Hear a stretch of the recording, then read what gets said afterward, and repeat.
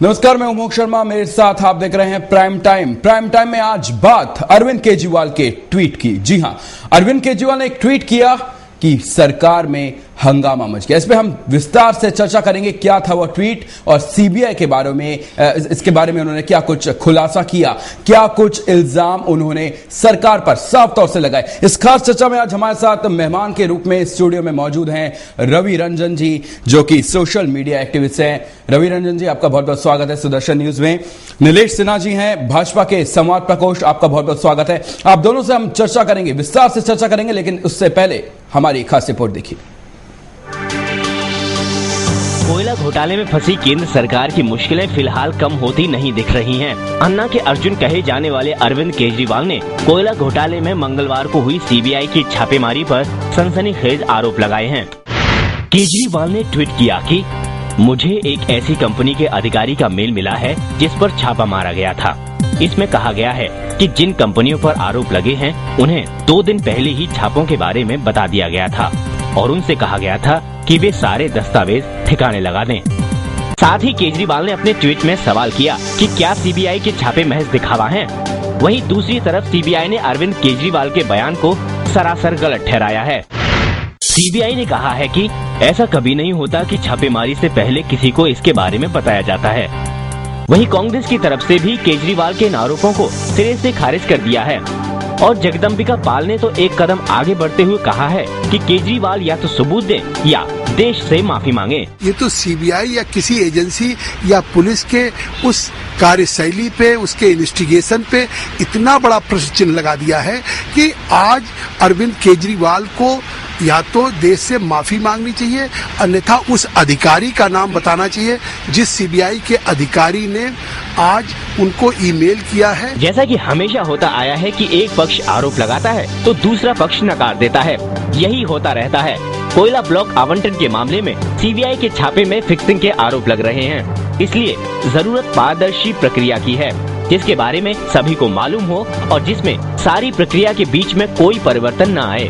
सबसे अहम ये है कि नीति और प्रक्रिया के बारे में सारी जानकारी सार्वजनिक हो और उस पर रहस्य का कोई पर्दा न रहे, ताकि सीबीआई छोटी मछलियों से बचे जाल में बड़े मगरमच्छों को फंसा सके। इसलिए कोयले के बारे में ये कहा जाता है, हम तो कोयले के साथ काले हो गए। जो ताकतवर थे उन्होंने कोयले को अपने साथ सफेद करने की कोशिश तो की, लेकिन कोयला तो कोयला है। कोयले की दलाली में मुंह काला ही हो सकता है, सफेद नहीं। फिर सीबीआई हो या सरकार, ये तो होना ही था। सुदर्शन न्यूज के लिए अरुण कुमार शिवहरे की रिपोर्ट। तो कोयला ब्लॉक आवंटन का ये मामला आपने देखा, कितनों की छवि को इसने काला किया है। ये हम नहीं कह सकते, ये आप बखूबी जानते हैं कि कितने लोगों के चरित्र पर इसने काला रंग लगाया, कालिक पोती। हमारे साथ रवि रंजन जी जुड़े हुए हैं। सबसे पहले मैं आपके पास आना चाहूंगा। रवि रंजन जी, आप सोशल मीडिया एक्टिविस्ट हैं, किस तरह से देखते हैं जो अरविंद केजरीवाल ने ट्वीट किया? आपको क्या कुछ इसमें सच्चाई लगती है या फिर आप सरकार की बात का समर्थन करते हैं? पहली बात, जो अरविंद केजरीवाल जी ने बोला, ये कोई नई बात नहीं बोली है इन्होंने जी। क्योंकि आजकल जो सीबीआई है उसका एक अलग नाम है, कांग्रेस ब्यूरो ऑफ इन्वेस्टिगेशन जी। आप हर एक मामला देख सकते हैं, जगन रेड्डी के केस में देख सकते हैं। जब तक वो कांग्रेस में थे तो ठीक था, उन्होंने कांग्रेस के बाहर गए, क्या हुआ आपके सामने है। उसके अलावा आप देख सकते हैं मुलायम सिंह यादव और मायावती के केस में देख सकते हैं कि किस तरह सीबीआई का दुरुपयोग किया है इन कांग्रेस वालों ने। लेकिन मैं अरविंद केजरीवाल के इस बात से सहमत हूं, लेकिन उन्होंने कोई नई बात नहीं कही है। नई बात नहीं की है। अच्छा, आपने जो यहाँ पे ये उदाहरण पेश किया, इसके साथ अगर मैं एक उदाहरण और पेश करूं विजय दड़रा का, क्या आप मेरी बात से सहमत होंगे? क्योंकि विजय दड़रा ने नरेंद्र मोदी की तारीफ कर दी थी, उसके बाद सीबीआई ने उन्हीं पर छापेमारी कर दी। मैं इस मामले में आपसे पूरी तरह 100% आपसे मैं सहमत हूं, क्योंकि कुछ दिन पहले विजय दड़रा ने एक जैन जो सभा था उसमें उन्होंने बोल दिया था कि गुजरात का शेर आ गया जो दहाड़ता भी है जी। इस कारण जो विजय दड़रा को शायद टारगेट किया गया सबसे, क्योंकि ये जनता मूर्ख नहीं है, सब जानती है। क्योंकि आप फेसबुक ट्विटर पे सब पे देख सकते हैं किस तरह से लोग विजय दड़रा को, ज्यादातर लोग सीधे मामले में यही बोलते हैं कि वो शिकार हो गए हैं जी। वो नरेंद्र मोदी का उन्होंने बड़ाई किया, इसका उन्होंने शिकार हुए हैं। बस वो प्यादा हैं, बस प्यादे भर रह चुके हैं जी। नीलेश जी, आपके पास आना चाहूंगा। नीलेश जी, जगदम्बिका पाल का आपने बयान सुना, वो कहते हैं कि देश से माफी मांगे अरविंद केजरीवाल। साफ तौर से मैं आपसे दो टूक पूछना चाह रहा हूं, अरविंद केजरीवाल ने ऐसा क्या गुनाह कर दिया? देखिए, अरविंद केजरीवाल ने अगर ये आरोप लगाया तो उसकी जांच तो होनी चाहिए, क्योंकि एक ये संवैधानिक संस्था जिसके ऊपर उन्होंने ये बात बोली है।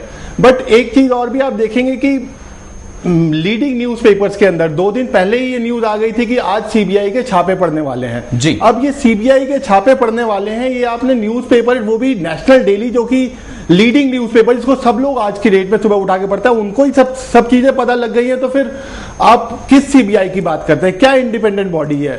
तो ये बात साफ हो गई ना, अरविंद केजरीवाल जो कह रहे हैं वो सही कह रहे हैं, गलत नहीं कह रहे हैं, इसका मतलब वो हमारी पार्टी का शुरू से ये रहा है कि एक आप स्वतंत्र एजेंसी को लगाइए इस चीज की जांच करने के लिए कि एक्चुअली ये हुआ क्या है। सीबीआई प्रधानमंत्री के अधीन आती है, और अगर प्रधानमंत्री के अधीन आती है, और हमारी तो सबसे पहले यही मांग है कि प्रधानमंत्री, आपकी ये नैतिक जिम्मेदारी बनती है और आपको इस्तीफा सबसे पहले देना चाहिए। यही कारण से पिछले 2 हफ्तों से हम लड़ाई कर रहे हैं सदन के अंदर, और लेकिन वही है कि कोई बात, कोई जांच, कुछ नहीं, सब चल रहा है तो चल रहा है, यही हो रहा है अभी तक तो। जी, आप भाजपा के संवाद प्रकोष्ठ नीलेश जी, किस तरह से आपकी पार्टी इस पूरे मुद्दे को ले रही है? क्या अरविंद केजरीवाल के बयान को इतना सीरियसली लिया जा रहा है?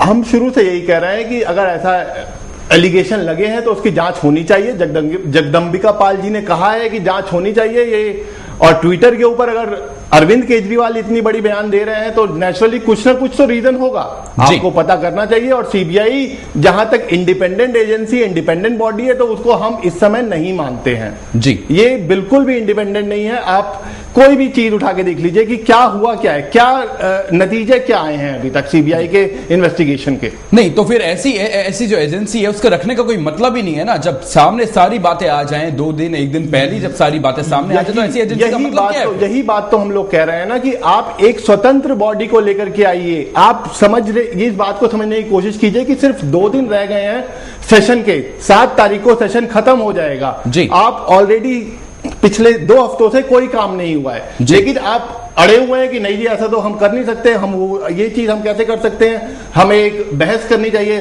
बहस से अब कुछ नहीं निकलेगा।